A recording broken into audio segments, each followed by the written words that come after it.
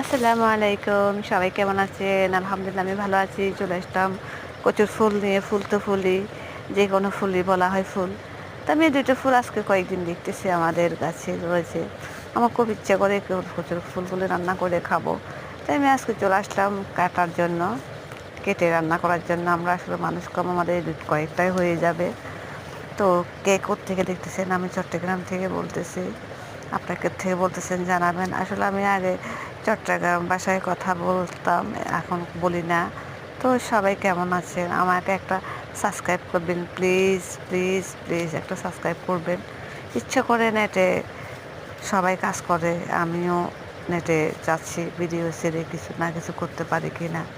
সবাই তা আশা করে। তো ধৈর্য ধরতে হবে কাজ করতে, ভিডিওটা আরও করতে হবে। আসলে আমার যেটুকু আছে আমি অতটুকু দিয়ে চলে আসি। তো সবাই ভালো থাকবেন। আসসালামু আলাইকুম।